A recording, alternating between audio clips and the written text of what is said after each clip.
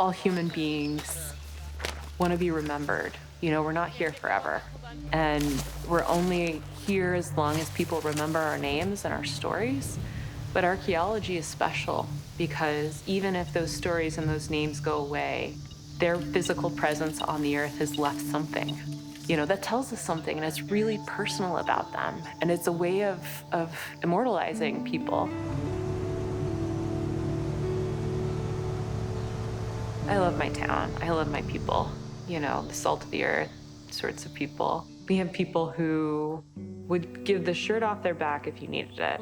They might not have anything themselves, but they know that there are people who need help more than they do. Our county has some of the highest welfare, maybe, in the state. It's hard sometimes to put food on your table. Like, there were times my mom was a single parent, and she was a school teacher in an impoverished district. And, you know, there have been times where it's been hard to make sure that I have insulin and stuff like that. We never went hungry, but, like, you know, sometimes that's because, you know, the guys in the family would go hunting and bring home deer meat. I think it speaks to something that, like, you know, we can't always depend on the outside world, but we'll depend on each other. And that's something that I think is uniquely Ozarks.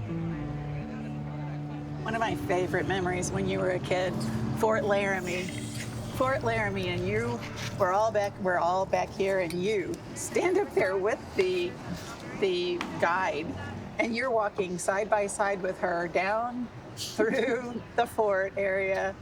And I look at Grandma and I was like, there's my kid. She's asking questions, lots of questions. She doesn't stop asking questions. Kids have their own brains, and they look at the world in a different way than adults do. And what I really love about archaeology is that anywhere human beings touch, we have the potential to study all of it. And that's cool because kids will say, is this going to be in history books? Maybe. What we're doing today going to be in history books? So the Trail of Tears was a massive push by the United States government to push all Native peoples out of the southeastern United States, made up predominantly of 5 major tribes down that direction, including the Cherokee, the Choctaw, Chickasaw, the Muskogee, and the Seminole. To my knowledge, or any of my professors' knowledge, no one's ever done a project on the Trail of Tears itself. There have been projects on the detainment camps, but there've never really been projects focusing on what the experience was like itself. And so my thought was, as well, if we can do this for things like the Oregon Trail or the Santa Fe Trail, why can't we do it for something like this?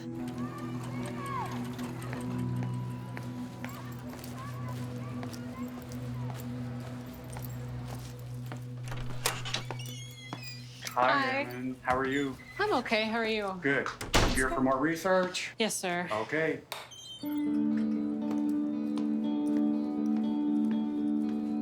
So we started with a project that started with that sort of idea of how do we find these places? We don't have a clear way of doing that. And there's so many of these across the United States.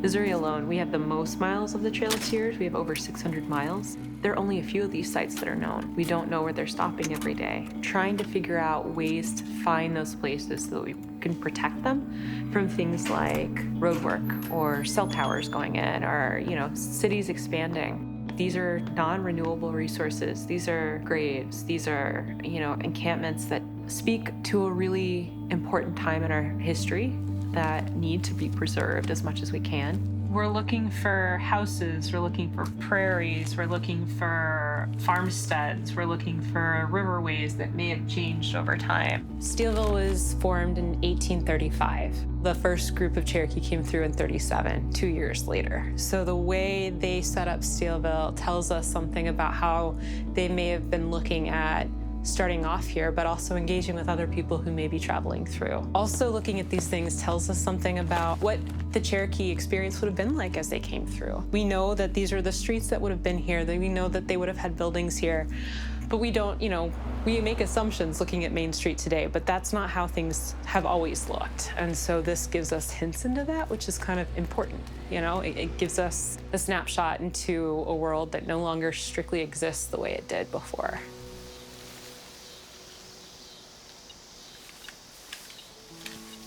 So, like I was saying before, though, so our school's there, but like we have things that kind of radiate out from there, which is kind of cool.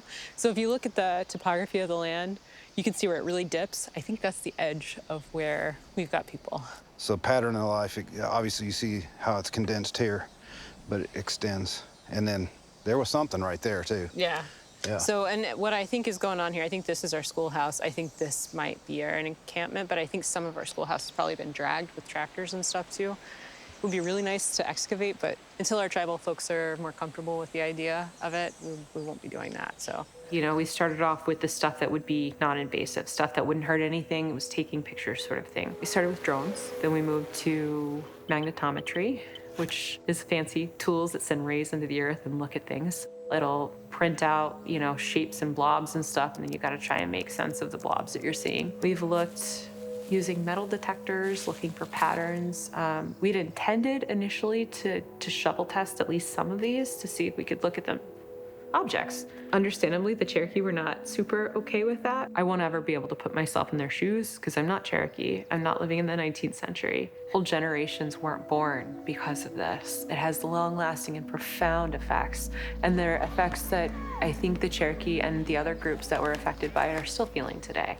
It's not something, it's just a one and done, and oh, well, you know, it happened 100 years ago, let's just move on. It's something that haunts, just like all history haunts, right? Any sort of history, even positive histories, still like trickle down and affect us today. You know, yeah, the United States government is culpable of this atrocity, but my town, which is only 2 years old at the time, made money off of it.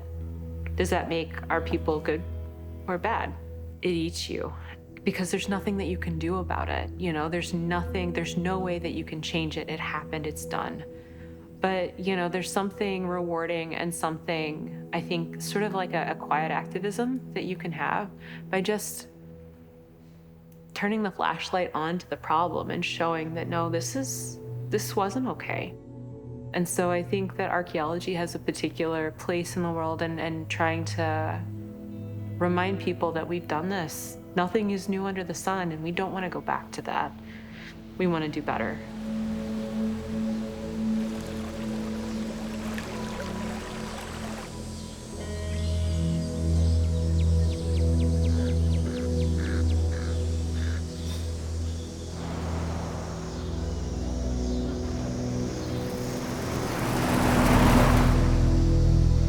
I'm Erin Whitson, and these are my Ozarks.